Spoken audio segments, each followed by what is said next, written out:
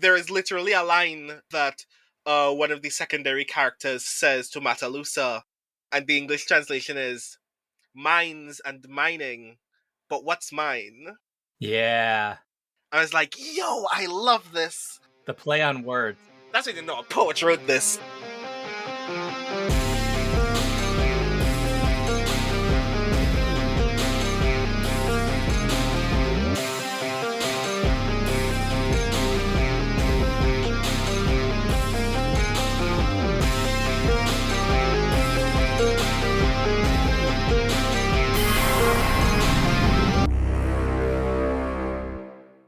Welcome to the Skiffy and Fanty Shows at the Movies.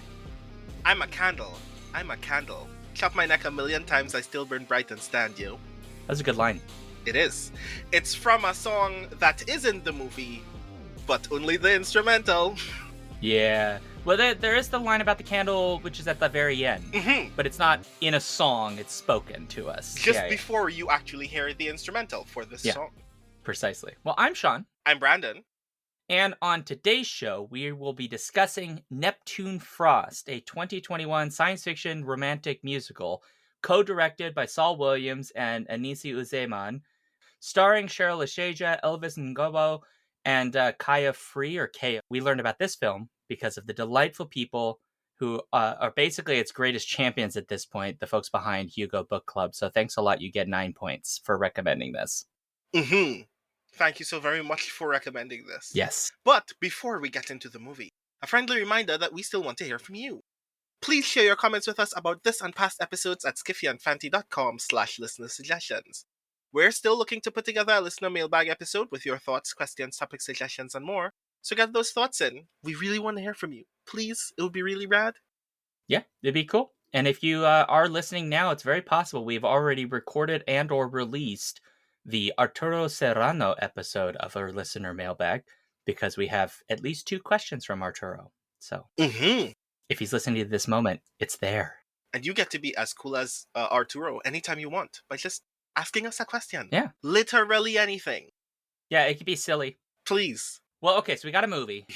I would suggest that summarizing this film is going to be the shortest summary we've ever done. Not because the film doesn't have a lot in it, but because so much of the film can't really be summarized in a way that captures what the film's really doing. So, what would you say is the basics of what the film is? Like, in terms of its main idea, its main plot, I suppose. It has a lot of things going on, but its plot is otherwise very centrally focused.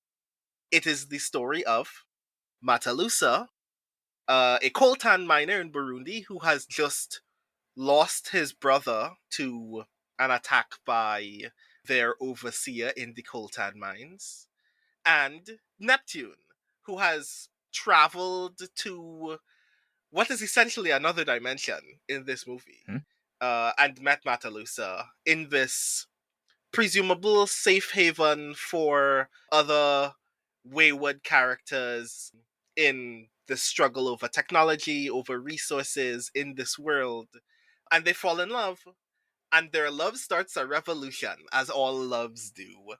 And I think the effort that the metaphors of both that romantic connection and connection in the technological sense are playing in the movie are so strong and so well plotted that everything else is just a matter of conversation about the themes of the movie. Yeah. Power, resource, access, through the lens of these two characters.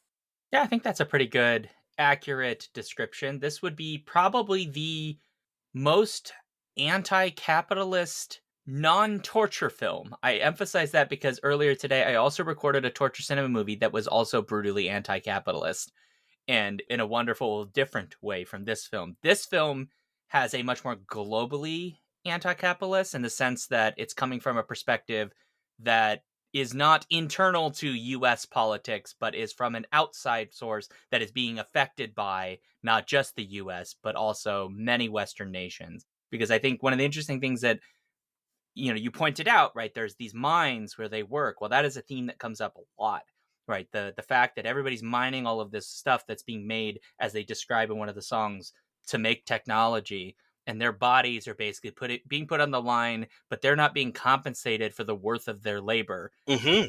There's a bunch of lines in there that I thought were really interesting about, like, they control the price of oil so that they can then get more money to wage war and kill and do those kinds of things. There's this element of like exploitation of labor is funding all of these other great horrors of the world, and at the bottom of that pyramid is the bodies of the worker, which I thought was really, really interesting. And I just love the message. Like, there's literally a song where they're flipping Mr. Google, right? They're flipping off, literally, like Mr. Google flipping off the sort of like global capitalist market, the technological market that Google controls.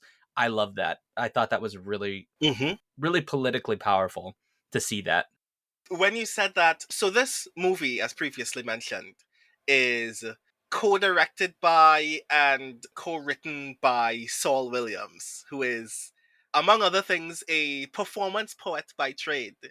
And as a result, a lot of poetry is just kind of seeping out of this Yes. movie. The movie is performed in 5 languages: English, French, Swahili, Kirundi. And like the play of all of these languages is just above the level of engagement that a lot of other people simply trying to appreciate the poetry of the work might be like struggling with. But what I appreciate is it's still very obviously playing with language in obviously poetic ways. I just don't know what the level of that play is, what its effect is for people listening to it in like Kirundi, for instance. But Oh, there is literally a line that one of the secondary characters says to Matalusa, and the English translation is mines and mining, but what's mine? yeah. I was like, yo, I love this. The play on words. That's why I didn't know a poet wrote this. Yeah. And obviously, the primary narrative focus of the movie is how having access to resources is the thing that is making the internet possible. That all of the things that we take for granted are the result of the effort and material resources of people who live in countries that we do not think about and who we exploit on a regular basis without ever having to consider their lived experience. There is a point where Matalusa is speaking to a group of rebels and says something to the effect of, we are responsible for everything that goes on behind the screen. And what he means by that is we are responsible for literally us having screens in the first place Yep. because we have no idea what's going on in the guts of our computer, and all of those things were made from resources that were mined from African nation. Where places like African nations and other places where exploitation occurs. And yeah. Mm-hmm. Yeah. And like the bravery not only to make a movie like that, but for Saul Williams to have had the goal to make that movie and then go to Rwanda and say, I want to work with Rwandans and make this movie because it's essentially their movie. And many of the people in the movie are people who have worked in those conditions. Oh, I didn't know that about I really did try to go kind of without having a lot of knowledge because I didn't want to be spoiled Mm-hmm. on like what I was witnessing. Yeah. Yeah, many of the main characters are performers by trade, but many of the secondary characters are folks who have been In mines. in those working conditions. Yeah. Wow. Okay. That reminds me this okay, so this movie gave me many, many vibes of other filmmakers. Mm-hmm. So there's a filmmaker called Achitapong Wirasetakung. I think I've got the name right. Who did a film called Uncle Boonmi. Uncle Boonmi in his past life.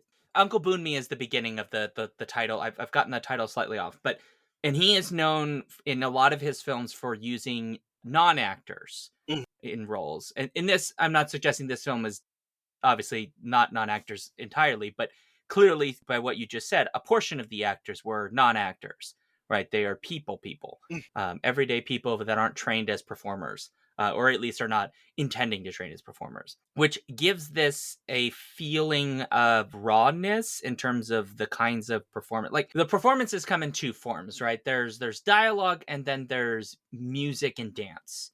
And what I found in a lot of the music and dance was a kind of rawness in the way it was presented. It didn't feel like it was hyper rehearsed. And I don't mean that as a criticism. That I mean that as like it felt more organic or real when they were, they'd have a dance number and they're all clapping to a song and they're bouncing to the rap that eventually is given. That makes it feel more, it is a thing that's organically arising out of the characters that were given.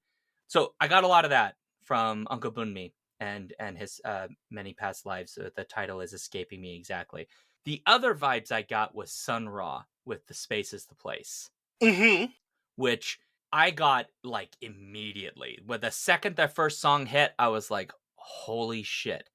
This is reminding me so much of different types of politics and different messaging, but very much like the way that the screen and what's on screen operates felt like Sun Ra material. Like song, there aren't natural breaks in this movie where like the movie's like, by the way, we're gonna go into a song now, just casually gonna like lean into it like a traditional musical would. Songs sometimes just happen. You're minding your business, watching the movie, and like a character's walking, and then, oh, by the way, now you're in a musical number. You just got to accept that that's your fate now. Mm-hmm. And I like that because it sort of disrupts us from thinking of this as, musical numbers that are being separated by just dialogue, but rather that the dialogue is the thing that is actually kind of out of place a lot of times, which is kind of similar to Sun Ra. Like occasionally he does dialogue which feels totally in place, but even then, like the dialogue will just suddenly become music, and whatever the thing is he said now is like the root of whatever that new song is. So all of that was giving me lots of really fun vibes, which may explain why I really enjoyed this movie a great deal, because I felt like I had a fun in from other films I had seen that kind of connected into this in a way that probably was completely unintentional Mm-hmm. and yet works remarkably well. To like, if I were to teach a class of like films that will rock your world, this film, Space is the Place, and Uncle Bunmi would probably be all there because they're all going against the grain of what I think more traditional Western audiences are used to for film, Mm-hmm. and I think that's good. I think it's actually good. Different filmmaking styles, good, good. Give it to me. I want more. Make more movies, Saul Williams. I mean, yes, I'm also in favor of this. I was actually thinking of Usman Semben when I was watching this Mm, movie. there's that too. Not necessarily any of Semben's work in particular, but Semben's work ethic. Semben had this very strong ethos of making work that was deliberately about removing the audience assumption that Western filmmaking tradition and sensibility was the most valuable way to make and see art. Right.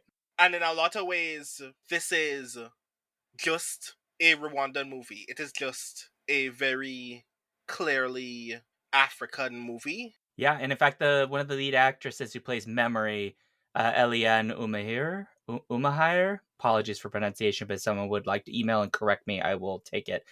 Is Rwandan, so it may have more of an international cast, which is interesting. Right, yes. And filmed in Rwanda and United States. Okay, yeah, so But like caring so much about being African at its root, caring about hmm, wanting African actors, caring about making sure that you had a co-writer who not only could help you translate your own work and your own intent, but who has their own intent and is attempting to perform their own narrative goals through the film as well.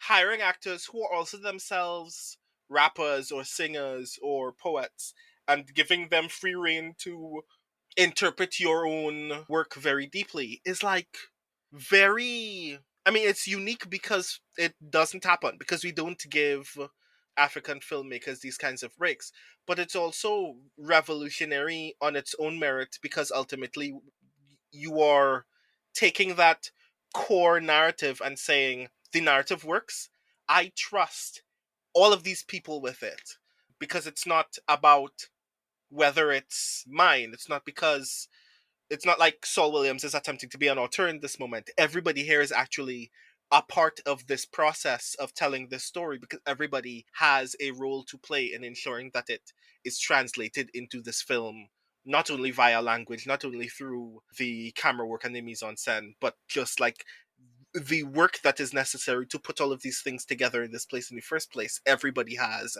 a part in that construction, and it's very obvious. Like, you can tell when folks are singing that they're singing like they wrote these lyrics because they did. Yeah. They wrote it in their language. It might be a song that I know. I have a lot of feelings about that. Most of the soundtrack for this movie are from the two Saul Williams albums that are my absolute favorite, Encrypted and Vulnerable and Martin Luther King. Interesting. Yeah, no, like, because I was hearing songs and going, wait, I know that song. Of course I know that song. Saul Williams is here. And then going, oh, wait, I've, this is actually new and interesting for me because I'm hearing it through a voice and through a language that I've never heard before. And in a lot of these instances, it's actually better than the original. Interesting. Do you think that's partly the way it's performed, or is it the way it sounds, or a combination? I think that a lot of it is performance. Ah, So there is a version of Think Like the Book Say, oh, my favorite. Pensez comme le livre du sang. Yeah. That version in the movie is my favorite between those two. And I am confident that that performer is singing live in front of the camera when that scene was filmed. I might be wrong. They might have like re-recorded it in a studio and just performed over it. But it has the energy of I am in this moment in this crowd with this person dancing because they are singing right now. Ah. And I dig that. And a lot of the music has that energy of, like, when you watch most Western musicals, you can tell when something has been constructed previously for it to be easily performed for the camera. That Mhm. no one trusts this singer to sing for the scene, so they sang in a studio and they're just lip syncing right now. In this movie, I feel like everybody is singing all the time, like they're genuinely doing the thing. I would say most of the time. There are a couple of times where I could definitely hear the difference in sound, but I didn't found it particularly off. But there are times when like that sound difference and what their mouths are doing in films other than this one, like it's so blatant that I get really annoyed and it pulls me out. This did not pull me out. Mm-hmm. Even when I knew that their mouths were literally saying what I was hearing, the performances were close enough. There aren't a lot of words, and there isn't, even when there's dancing in this, the dancing is not like these big extravagant affairs that you would see in like, Western musicals. I don't know if that's intentional or what, but I think there is something interesting about the way dance is introduced in this, which is that it doesn't do that number thing, but what it does is it gives us like essentially like the version, I guess their version of like a dance circle. Like everyone's dancing around each other around a song. Mm-hmm. And so as a result, like when they're singing, even if I know the sound is not matching necessarily literally what might have been recorded on set that day or in the version of the set, which might be a field, it's still like it feels still real. The performance comes across as more natural Mm-hmm. in a way that sometimes musical don't. It's like, I will just tell you, if you're making a movie musical and someone's Adam's apple does not fucking move, I know for a fact they're not singing what I'm hearing, and it drives me nuts. You'll see people just, but like they're nothing is going on in the throat area. Like, I'm sorry, that's not how singing works. Why did they not take a breath for 8 minutes? That's just impossible. Wow. I am very particular about musicals. Fair. Sorry. I don't like lip syncing in general, so that may have something to do with it. Mm-hmm. But I do want to ask a question. Okay. Okay, so this is just one of the things you were saying a little bit earlier, just made me think of like every once in a while we hear about some science fiction ish movie coming out of some part of Africa, and then we all do the thing where it's like, oh my god, there's such cool shit out of Africa. Like we need more stuff, and then we don't hear about anything for a while. So, like in I think 2009, there was a film, Pumsy, Mm-hmm. which is a short film, so it isn't a feature length, but by Winure Kahio, I think is the name, which went out through Sundance. I think it was 2009 was originally its release from Kenya. Mm-hmm. And then obviously there are other films like from South Africa. We've had the Neil Blomkamp movies, like District 9, etc. His movies have become less African, or in this case South African, as that they've Mm-hmm. gone on, because he got more famous. But I think it would be fair to say that District 9 super hardcore South African. Mm-hmm. And then I was thinking immediately when we were talking about the music about a musician from Belgium called Stromae, Mm-hmm. who is actually Rwandan, by on his father's side, and of Somali heritage, specifically Tutsi. And his music is dealing with, in some ways, very similar themes that are in this movie, but for slightly different reasons. So dealing with gender and things like that, but obviously done in French and done in a more EDM style. But it made me think about all these interesting connections that are all over the place. And it just made me think, like, what we need desperately is like people in the sci-fi fantasy world to like go out of their bubble and realize there is shit out there. There's all this African music, movies, short videos, all this stuff exists, Mm-hmm. and it's more than just a handful. And we need more attention on it, which is how you're going to get more of the thing you want. Yeah, I mean, these conversations are often like very complicated, first and foremost, because we're trying to raise awareness of the Yeah. width and like depth of creative endeavors in the genre. Mm-hmm. But because we don't know about what's going on in these other places, we can feel like every time something new and obviously stand out comes from one of those territories, we're like, see, something cool is happening there right now. But we're never actually just letting those spaces advocate for themselves. We're never really trusting Africa or Southeast Asia or other territories to just be able to have a seat at the table and go, here are the movies that we've made. Because then it would be easier for us to just say, we know everything that is taking place in the genre space. Sure. So whenever something happens, it needs to be particularly popular. Somebody else needs to vouch for it. It needs to have the name of somebody sufficiently Western or vouched by Western communities in order to be appreciated. And this is not to discredit any of those works, to be sure. Sure. But one of the things that I think should stand out more often, and I think one of the things ultimately the movie Neptune Frost is a very good example of how to advocate for, is letting those people and those communities speak for themselves as opposed to being in a position to be a gatekeeper for those works. And what I mean by that is Neptune Frost is ultimately very about its own space. Yes. Its politics are its own. It shapes everybody else's politics, but it's not attempting to have that conversation from a Western level. Like, if you put it against any other anti capitalist cyberpunk film that is made in the US, even if its protagonists are not wealthy or powerful, even if the themes of that work are about resource allocation and exploitation, those things are different because this was written from deeply engaging with the perspective of what it's like to genuinely be in that state of exploitation. Hmm. And I mean, just continue to let those people work. Just have them continue to bring that story for us to consume. Because I mean, we've seen what it means when we let them do so. They're willing to ask very deep, probing questions about, well, what does it mean to be in a space where if we didn't give you the things that are literally under our feet for you to be able to construct technology, where would any of us still be at this point? It is standout that of all of the reviews that I've seen for this movie, I can count the amount of black reviewers on both hands. And all of those black reviewers, who I'm still glad are getting the opportunity to do the thing, are people who live in the United States or people who live in Europe, Yeah. people whose perspective is still somewhat shaped by class. Even me being able to have this conversation, my perspective is somewhat shaped by class.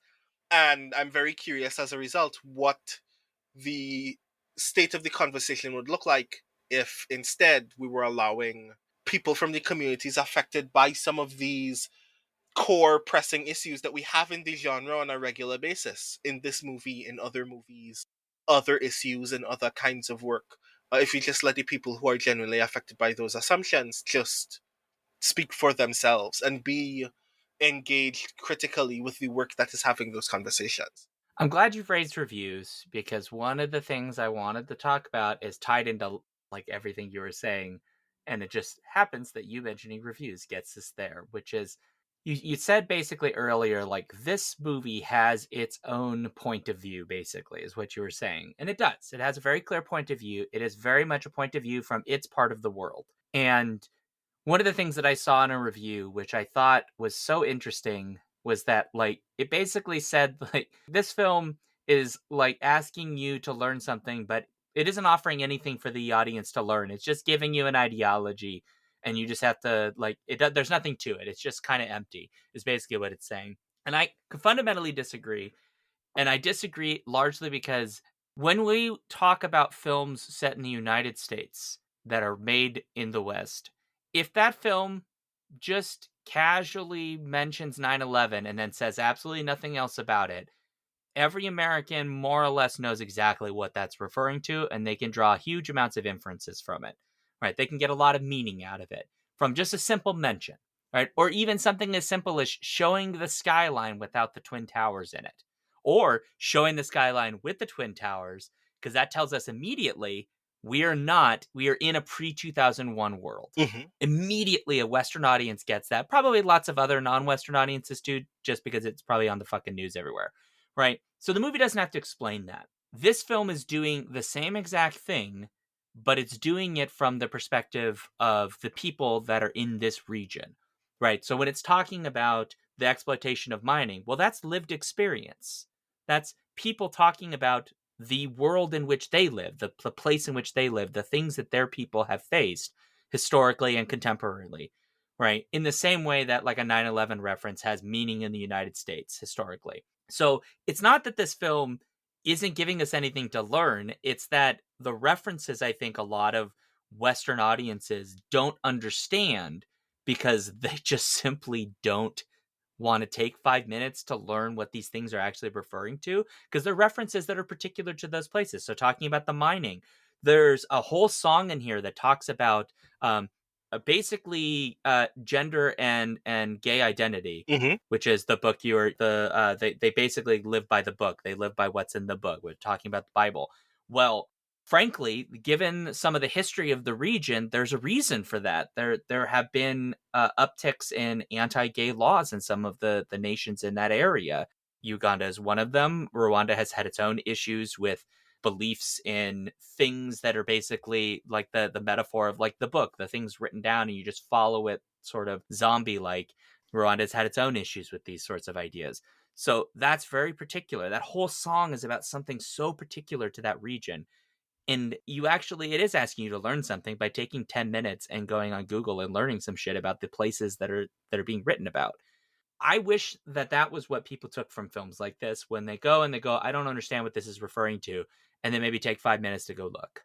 Mm-hmm. Because you might find that the world is a complicated place and people are having experiences and are putting it in their art for other people to see that, understand something from it, and then you might be able to, put together some of the pieces. So anyway, I love that song, by the way. Then They Live by the Book. I like that one a lot. That song is still one of my favorites. So good.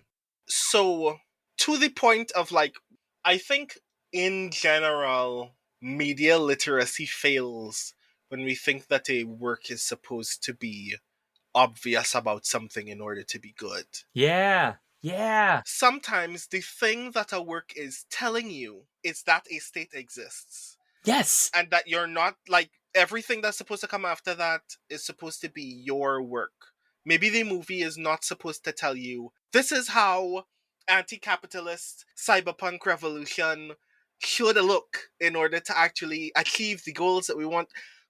Maybe the work is really supposed to go, yeah, this is what it looks like when people realize that the state that they're in is not ideal, and doing the work of being more ideal is somebody else's job. Yeah. Maybe that's your job while watching it to go, oh, this sucks for me as well. What am I going to do about it? Because ultimately it does, right? Yeah. I love you're talking about basically like this movie somewhat being accused of not being didactic enough, which I recognize as the trap that it is, because the second it decides to be didactic, they complain about it being too didactic. And it's like, I'm sorry, you can't have it both ways, bro. Yeah. Like it's One of the strongest examples, I think, for me in this movie, because it kind of straddles the line, like, Yeah. between didactic and not didactic, is when we meet Innocent. Yeah. By this point in the movie, the Neptune that we know has essentially transitioned on the journey to this space. Right. And when Neptune meets Innocent for the first time, they drink, they talk, they are seemingly bonding, and then they are about to have sex. And when Innocent discovers that Neptune is intersex, struggles with that notion and rejects Neptune, and Neptune leaves Yeah. in frustration. And then later we meet Innocent again, having not seen the guy for almost an hour at this point, only to learn that he's another main character's sibling. And they have an entire conversation about why Innocent felt like his need for intimacy needed to be within that binary assumption. And then he just leaves in shame. Yeah. Like, that's it. Like, our goal is not to help Innocent figure it out.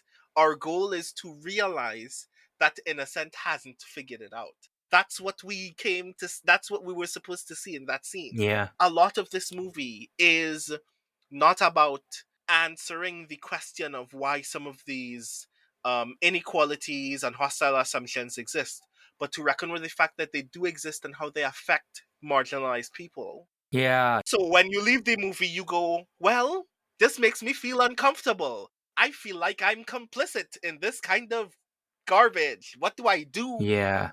This is the work that I need to take with me after the movie. If you don't like your movie giving you homework, I don't know, watch something that doesn't give you homework. Yeah. The example you've given there is really great because the other line Memory says to him is, or says about him, excuse me, is something to the effect of, I can't remember the exact line, but that he was born a boy, and it comes with all of these assumptions about behavior, Mm-hmm. basically. That he must be heterosexual, he must be attracted to women, he like all there's like A, B, like the whole string. And he's struggling with it because the implication is that he doesn't necessarily have those. He is trying to be those things, but they're not necessarily who he necessarily is. Yeah. It's unclear who he actually is. It's just that he's doing a thing because society has told him this is what boys do. Mm-hmm. And I love that that comes up when they ask the only obvious question that comes up to those other members of that collective, which is when they see Innocent in the uniform of the authority, they ask if he's a soldier. Yeah. And Memory says no. But that's her response as to why he's in that uniform. As if to say, as a result, there is some level of patriarchy, there's some level of nationalism, there's some level of, like, state violence that is attached to assumptions of masculinity. Yes. And that as a result, all of the other men in this space have transcended that, and it wasn't our business before because we were just seeing them interact with each other healthily.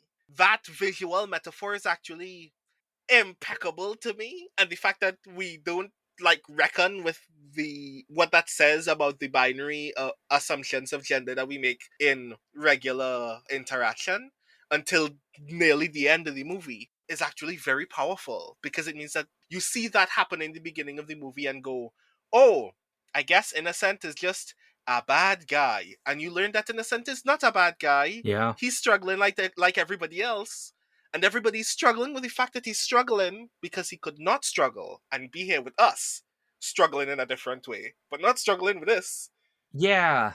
if he just worked through this bias. But I think you're right that part of the image of him showing up dressed as a soldier, they have these amazing like visory kind of things that go over their face that kind of obscures their features, so they all kind of look the same.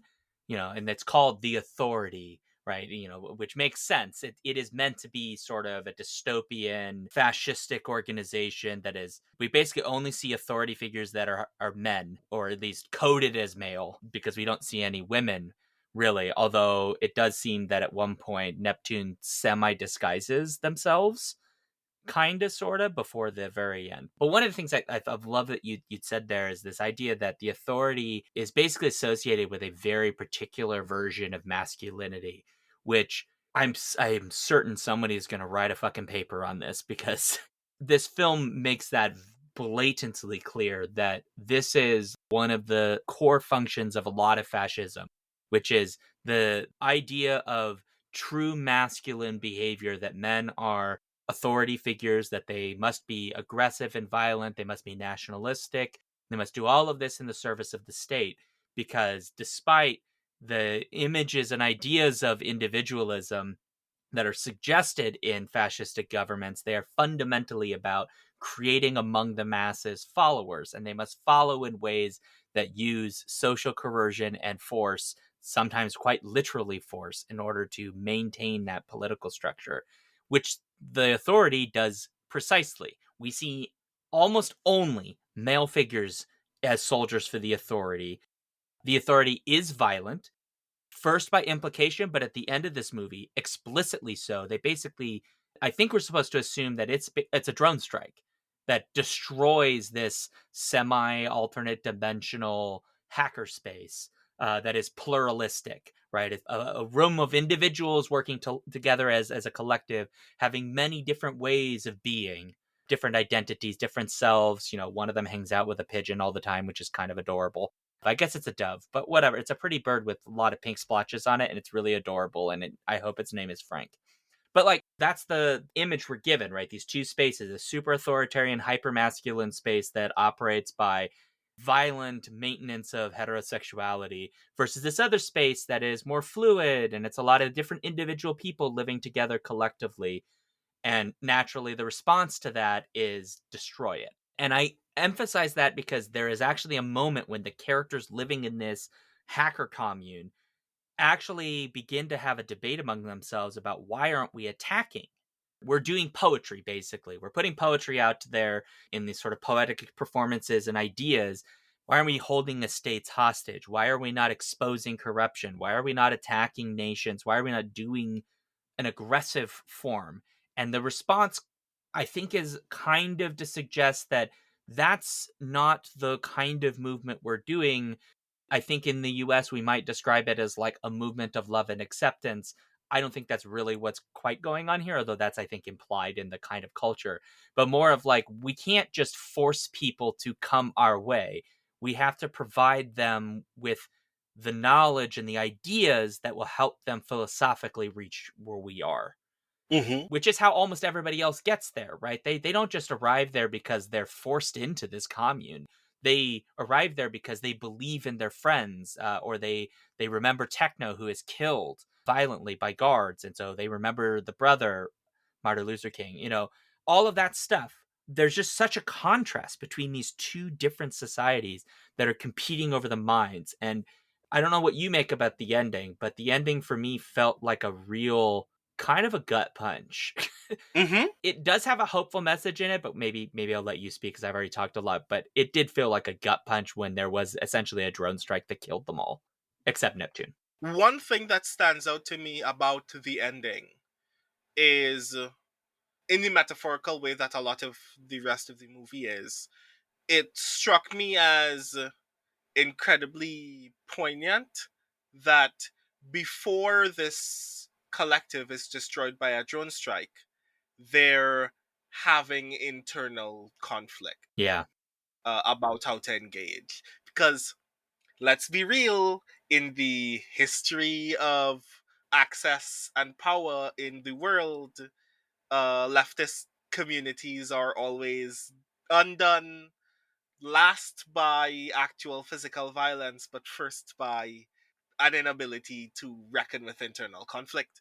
But the thing that I appreciate the most about that scene is also that memory's immediate response to the idea that they should lash out against their potential attackers with violence is restating the fact that they physically exist, like their location exists, because other people are looking for a way out of this space as well.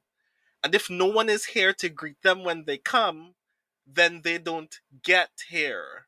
And I think that that's a really powerful kind of sentiment that at some point there is a level of education and a level of intercommunity support that is Mhm. necessary first and foremost. That if we're not mutually looking out for each other as a community, then we don't have a community in the first place. We just have people who hate the man.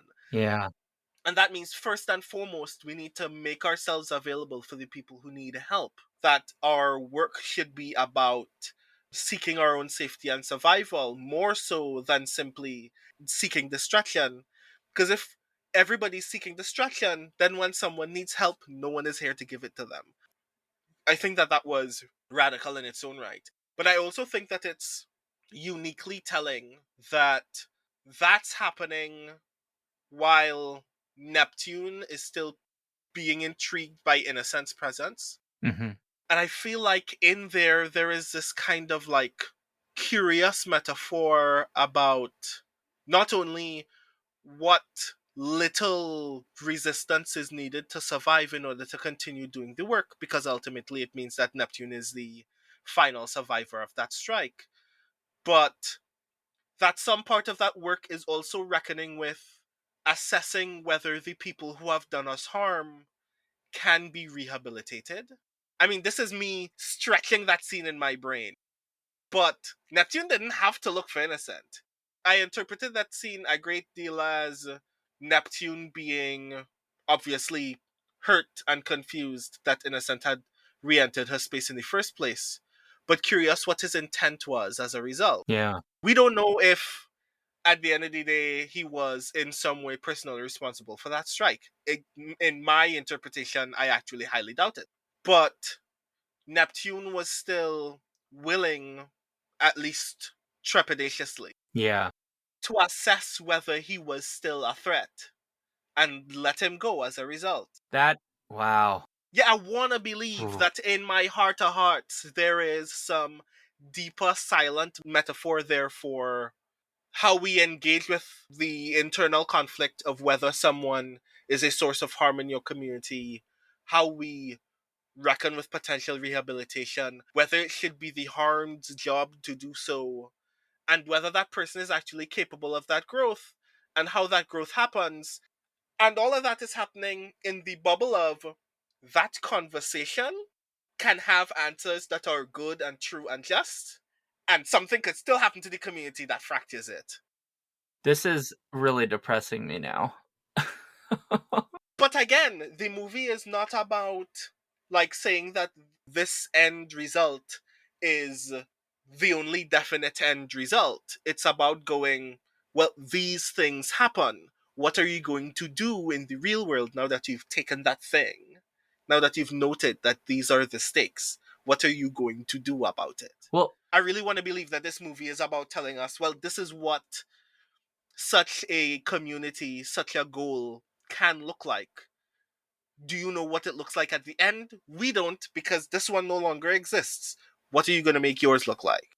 I agree kinda, because I do think that this is one of those things where you get a movie that has a dystopian element to it, and then it ends in a way that isn't the quote unquote good guys win out and everything's fine, and you get the kind of more muted ending. In this case, this drone strike hits, it destroys this entire community, but Neptune survives, and Neptune says this stuff towards the end, which I kind of interpreted as Neptune sort of implying, like, because Neptune is like this hacker basically has sort of found almost like a biochemical spiritual way of connecting into the network is the best way I could describe it. And the I feel like what Neptune's kind of saying is like the revolutionary possibility of the philosophy that I have been putting into the net, like that is in you now. It's there. What you do with it is now up to you. I can't make that decision for you. That's for you to decide.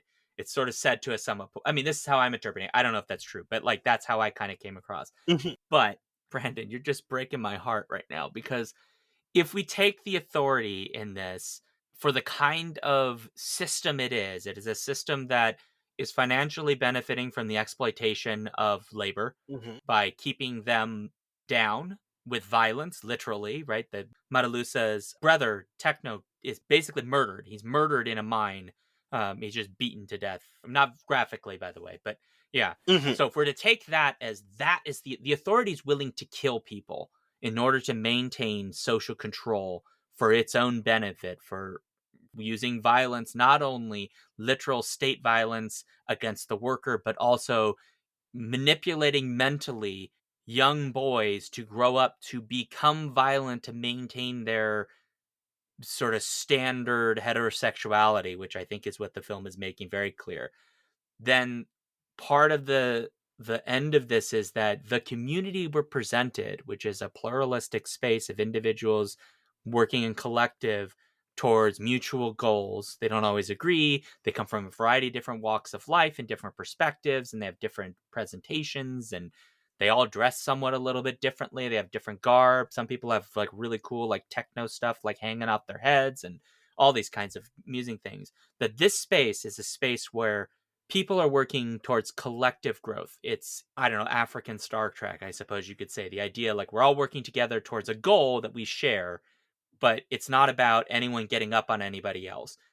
That the authority can't let that exist because that is a direct challenge. The more people that see that, see the potential for living collectively with other people working together in a community to build something together, the authority can't have that because that is a direct threat to its power. And so its response then in this story is not we're going to fight an intellectual war, which is somewhat what the community is doing, right? They are fighting a philosophical, spiritual, intellectual war by presenting ideas and poetry to people and music and so on as a way of getting people's spirits to align differently. Essentially, I'm making it sound more hippie-ish than it really is. It's really involved. Is what's going on. Hmm. But they've decided that we won't fight a propaganda war by way of influencing spirit.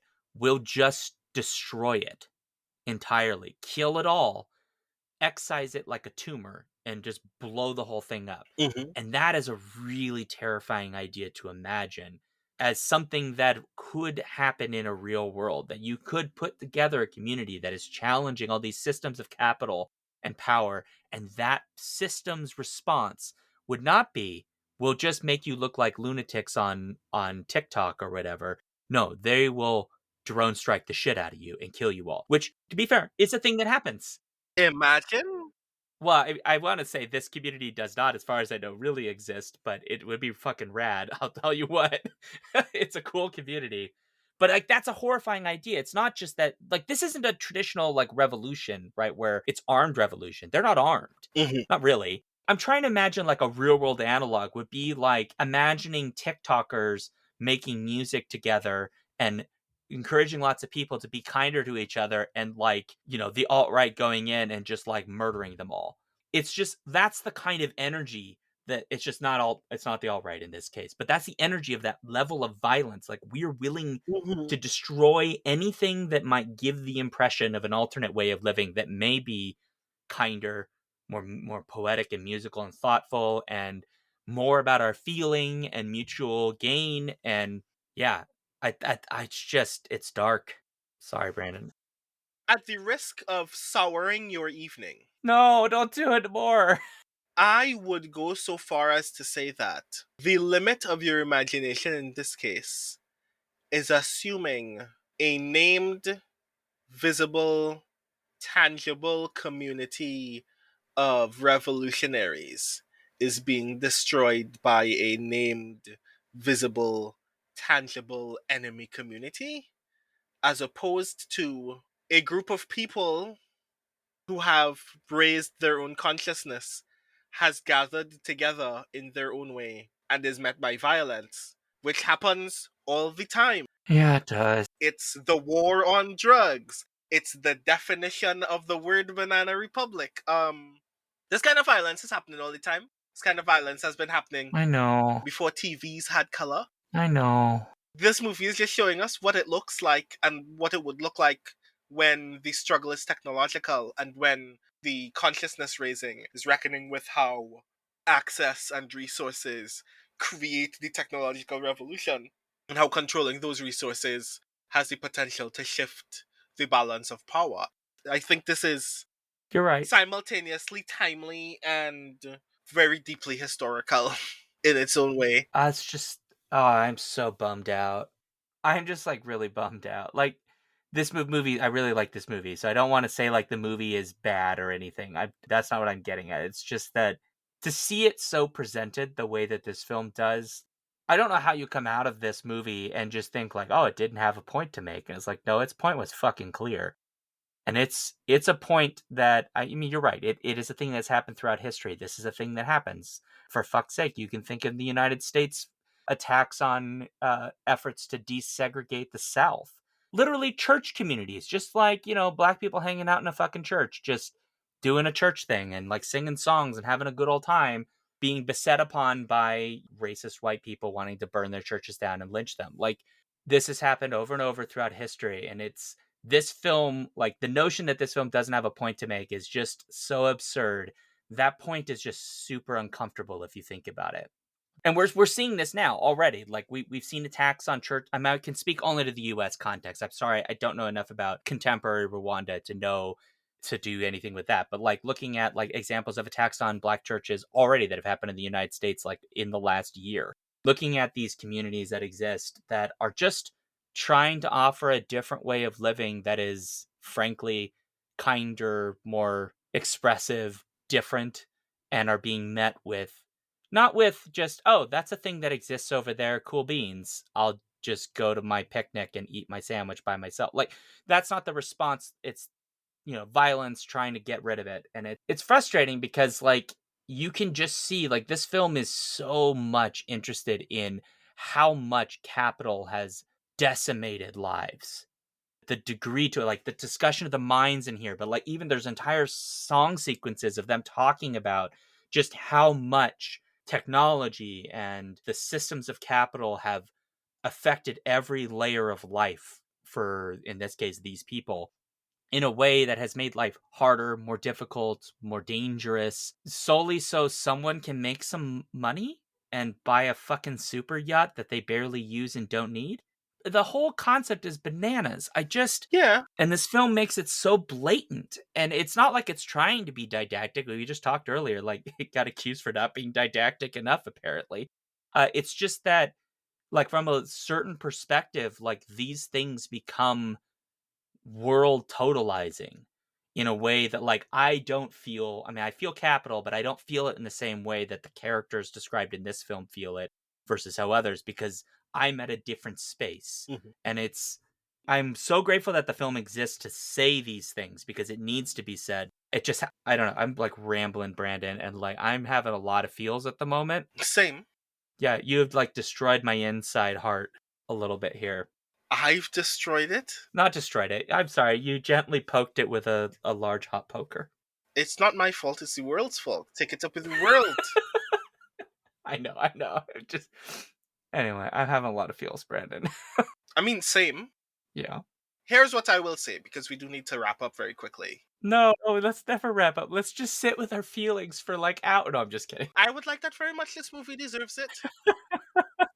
I think there are very few media experiences that are very obvious about the fact that, hey, we live in a world where our relationship with the things that we take for granted is uniquely harmful. The things that this movie is talking about are in my phone. The things that this movie is talking about are making it possible for us to record this podcast. Yeah. And it can often be very deeply upsetting as a result to be asked to think about it, because the only end results beyond that are, okay, I've thought about it, this is no longer my business, or to be utterly depressed about what we take for granted as a result. But I think that you're supposed to have that feeling and figure out what you're supposed to do with it afterward. And I think that that's what this movie is about. At its ultimate deep core, Yeah. everything that Neptune Frost is about is leaving us with some uncomfortable things to think about Yeah. and hoping that the end result is some manner of raised consciousness. And as a result, I think that it is everybody's creative duty to watch this movie. Yeah. As previously noted, our good friends at Hugo Book Club recommended this movie to us. This movie came out in 2001, and one of the folks behind Hugo Book Club was literally at this year's Worldcon to vouch for the extended eligibility of this movie. Because, and I agree, it deserves a Hugo. But more so than that, I think people deserve to see it and be put in a position where they get to think very deeply about it. And that's why, if you're listening to this, if you have seen Neptune Frost, I would like you very much to recommend it to other people that you know who you think would enjoy it. Or even people who you think deserve to see or wrestle with something that is in this movie. And especially for the purposes of consideration for the Hugos, just watch this movie, just listen to this movie. Just listen to the albums that this movie is inspired by. Yes. I think ultimately, the first and foremost goal is this movie is asking you to settle with some uncomfortable stuff. I am asking you with patience and with graciousness. Please be willing to sit with some of the stuff that this movie is about to say or ask, knowing that you're not going to get answers, knowing that it's probably going to make you very upset at times. And ask yourself, well, what am I doing with this upset feeling? If at least so, the future hope is we could live in a world where we have answered some of those questions ourselves. This film does absolutely need to be considered for a Hugo Award for a lot of reasons. Everything Brandon has said, and because it is an utterly fascinating film that has a lot to say in a very unique way. And I didn't mean to rhyme that, but I expect the poet on this podcast to give me 3 points for that. 2.5. Oh, fuck. Oh man, I really tried. You literally said you didn't try. I didn't try. I didn't really. But I really like this film. I like what it has to say. I like that it isn't a film that pretends it has the answer to all these things, and that, as you say, is a film that largely ends on saying, well, what are you going to do? Because ultimately that is kind of, it's one thing to know, it's another to sit down and start thinking, what are the alternatives? What else could exist? What can we do? Like, you and I, like, we've heard this statement a lot, right? It's basically a t-shirt slogan at this time, which is kind of sad, but it's still true, which is like, there is no ethical consumption under capitalism. Like, Brandon and I realize I'm holding my phone up again, even though nobody can see us doing it, but whatever, I don't care. The phone, like, frankly, it's almost impossible to live without a cell phone in most parts of the world now. You need one of these smartphones, whether it's exactly like mine or something, at least can access the networks, because of just how much it's integrated into the functions of social and capital and everything of our lives. And so it's not a matter of, this film is not saying, hey, you need to feel bad because of the way you consume, or what you consume, I should say. It's more of, the consumption patterns that we have are rooted in systems that you can't escape. Here's the cost on people. What are we going to do so that we can stop doing the thing that makes this uncomfortable? Because surely there is a way to make the cell phone or other forms of technology don't require basically slave labor or the abuse of workers. Or there are ways to have, for example, a World Cup that don't involve many thousands of people dying in the making of the event's arenas. Mm-hmm. There is a way to do these things ethically. And whether that is a collective, musically oriented collective that is sort of philosophical and spiritual and so on, maybe that's one way to do it, or maybe it's something else. But it seems like, to some degree, this film is at least positing the question of, this film can't offer you the answer. It's not going to. It's a film. It can't possibly give you the answer. Like, if it could give you an answer, it would be a 10,000 page book, How to Solve the World. But it should get you to start thinking about what possible answers could exist so we could try them. Mm-hmm. And that's the reason I think this film's an A+. It should be up for a Hugo. It's really, really, really exceptionally good. Mm-hmm. I'm inclined to agree. Yeah, I assumed you'd give it an A+ as well. Oh yeah, definitely. Yeah. I am loath to review things in general. We've had this conversation before, but A+. Yeah, it's great. It's so good. Oh, I'm so deep in my feels. I am sorry again that the world is bad. No, don't be sorry. That's just sometimes you just have those moments where like I know the world is full of fuckery. I get it. But like sometimes it just like it hits you and like I don't know. This film is making me just kind of like I'm asking myself the question like what can I actually do? I don't want anybody to like have to go through shit just to make a fucking phone.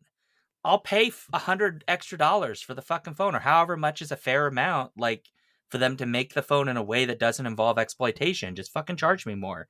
Anyway, when I come to Trinidad one day, you and I are gonna hang out a lot, and you're gonna show me like not resort Trinidad. I just want you to know. I would like that very much, I guess. I would too, because I want to see like actual legit Trinidad. I want to like not see the like weird manufactured experience of like fake Trinidad. Mm-hmm. Anyway, shall we close this? We probably should. Okay. All right, folks. Well, that's it. If you'd like to let us know what you thought about this, if you've seen the movie, for example, and you want to give us your thoughts, please, again, go to skiffyandfanny.com/listener suggestions.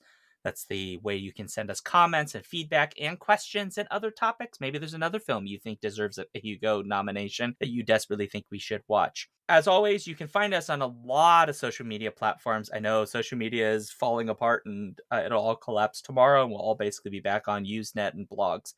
But if you'd like to find us on various social media sites, including the big ones, but also places like Mastodon and Hive, etc., we're at linktree/skiffyandfanty. That's linktr.ee. And you can get our newsletter at skiffyandfanty.com/newsletter. That is run by Stephen Geigen Miller, who is amazing and gets 7,000 points for doing that. Lastly, if you love what we do and you would like to support this show and get access to things like Discord and other kinds of goodies and Torture Cinema polls and whatnots, please go to patreon.com/skiffyandfanty. And of course, give us 5-star reviews on basically all the podcast platforms like Good Pods, iTunes, Podchaser, basically wherever you get your podcast, put a review up. It makes us happy, and I don't necessarily cry every time it happens. Although I might. You never know. I am a feely guy. I might cry whenever you leave positive reviews. So we've learned. So we've learned. I do have feels sometimes, Brandon. Don't worry. I'm a human. I'm still a human, Mm-hmm. I think. I believe you. As for me, I'm at SeanDuke.net. Alphabet streams on Twitch, patreon.com/thejoyfactory, and I'm also on a variety of social media like Mastodon, Instagram, Hive, all these places. They're all linked at linktree/SeanDuke. Again, linktr.ee. You can find me at The Rising Tides on Twitter and Instagram, patreon.com/TheRisingTides, on Twitch at The Rising Tides, at my newsletter at brandonobrien.xyz, and on speculatorsf.com, where I currently GM Fractal Spire, a Girl by Moonlight actual play. Yeah, and his newsletter involves tea. Mm-hmm. Metaphorically. But also sometimes real. I like tea. Yeah. Sometimes real tea. Most times real tea. Yeah, I like tea. Tea's good. Indeed. Okay, well, I guess I gotta make this awkward. You don't have to. No, I don't really have to. Fuck it. We're not gonna make this one awkward. You know what? This is a totally normal ending.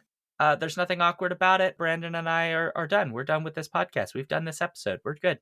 So thanks so much for being here, folks. Go watch Neptune Frost. It's on the places. Yes, please. Yeah. All right. Bye. Awkward ending and scene. We did it. Yay.